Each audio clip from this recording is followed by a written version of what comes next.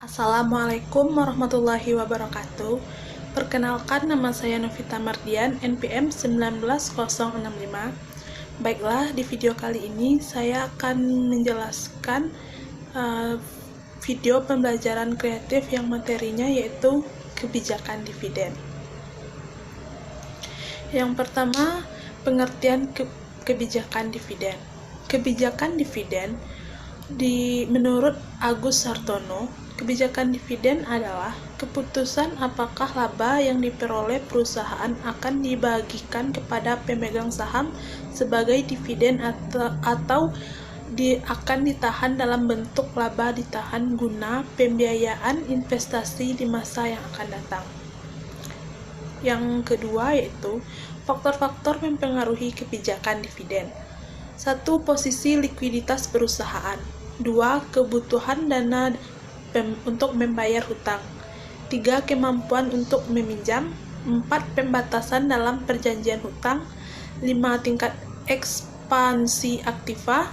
6. Aktiva stabilitas laba. 7. Tingkat pertumbuhan perusahaan. 8. Keadaan pemegang saham.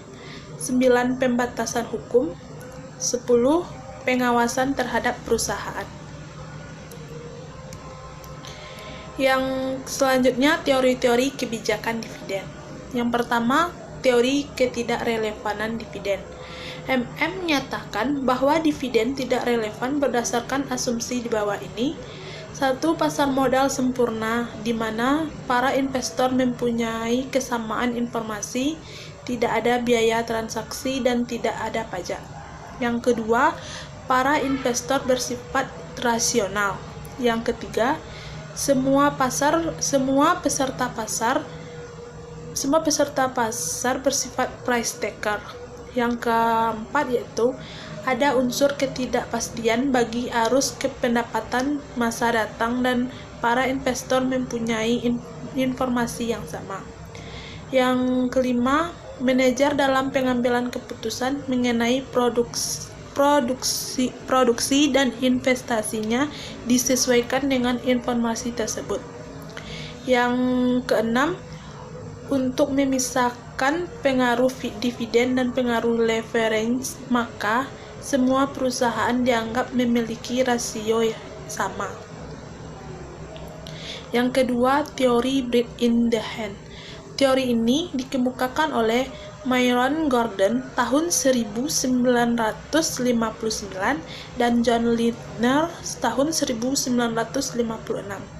yang berpendapat bahwa ekuitas atau nilai perusahaan akan turun apabila rasio pembayaran dividen dinaikkan, karena para investor kurang yakin terhadap penerimaan keuntungan modal atau capital gain yang dihasilkan dari laba yang ditahan dibandingkan seandainya para investor menerima dividen. Yang ketiga, residual dividend policy. Menurut teori dividen residual, perusahaan menetapkan kebijakan dividen setelah semua investasi yang menguntungkan habis dibiayai. Dengan kata lain, dividen yang dibayarkan merupakan sisa atau residual setelah semua usulan investasi yang menguntungkan habis dibiayai. Yang selanjutnya, jenis-jenis dividen. 1. Cash dividen atau dividen tunai. 2. Stock dividen atau dividen saham. 3. Property dividen atau dividen properti. Yang keempat, scrip dividen atau dividen scrip. Yang kelima, liquidating dividen atau dividen likuiditas. Yang selanjutnya, bentuk-bentuk kebijakan dividen. 1. Kebijakan dividen yang stabil. Jumlah dividen per lembar yang dibayarkan setiap tahunnya relatif tetap selamanya jangka waktu tertentu meskipun pendapatan per lembar saham setiap tahunnya berfluktuasi. Yang kedua, kebijakan dividen dengan penetapan jumlah dividen minimal plus jumlah ekstrak tertentu. Kebijakan ini menetapkan jumlah rupiah minimal dividen per lembar saham tiap tahunnya. Dalam keadaan keuangan yang lebih baik, perusahaan akan membayarkan dividen ekstra di atas jumlah minimal tersebut. Yang selanjutnya, nomor 3, kebijakan dividen dengan penetapan dividen payout ratio yang konstan. Jumlah dividen per lembar saham yang dibayar setiap tahunnya akan berfluktuasi sesuai dengan perkembangan keuntungan neto yang diperoleh setiap tahunnya. Yang keempat, kebijakan dividen yang fleksibel. Kebijakan dividen yang terakhir adalah penetapan dividen payout ratio yang fleksibel, yang besarnya setiap tahun disesuaikan dengan posisi finansial dan kebijakan finansial dari perusahaan yang bersangkutan. Contoh perhitungan dividen. Neraca PT Jaya Makmur pada pasar (juta), kas 6.000, aktiva lain 16.000, jumlah 22.000, dan modal sendiri 22.000. Jumlah saham beredar 10 juta lembar. Misalnya, perusahaan tidak merencanakan membagikan dividen karena dapat satu kesempatan investasi yang memerlukan dana sebesar 2.400 juta. Investasi tersebut diperkirakan akan bisa menghasilkan kas masuk bersih 600 juta pada tahun yang akan datang, dan sesudahnya akan meningkatkan bunga 12% per tahun. Biaya modal sendiri 18% per tahun.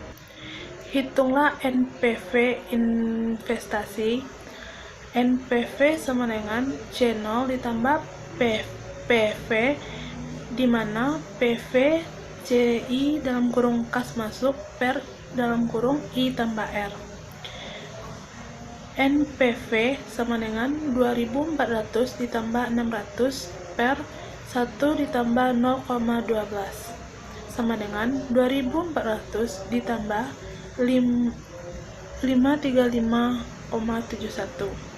NPV sama dengan 2.935,71. Berapa nilai perusahaan setelah pengambilan investasi tersebut? Akun kas NPV, aktiva lain, jumlah nominalnya kas 3.600 juta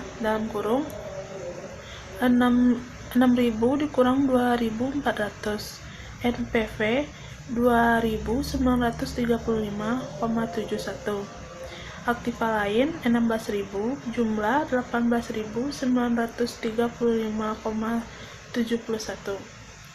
Jadi, nilai perusahaan setelah mengambil kesempatan investasi adalah 18.935,71. Berapa harga saham setelah pengambilan investasi? P1 sama dengan P0 (KS) ditambah 1 tutup kurung dikurang D1. Keterangan P0 sama dengan harga saham sebelum investasi. D0 sama dengan D1 dibagi (KS) dikurang R. Langkah 1, D1 sama dengan KS ditambah NPF tutup kurung per jumlah lembar saham sama dengan 3.600 ditambah 2.935,71 per 10 juta sama dengan 0,000635. Langkah kedua, P0 sama dengan 0,00635 per (0,18)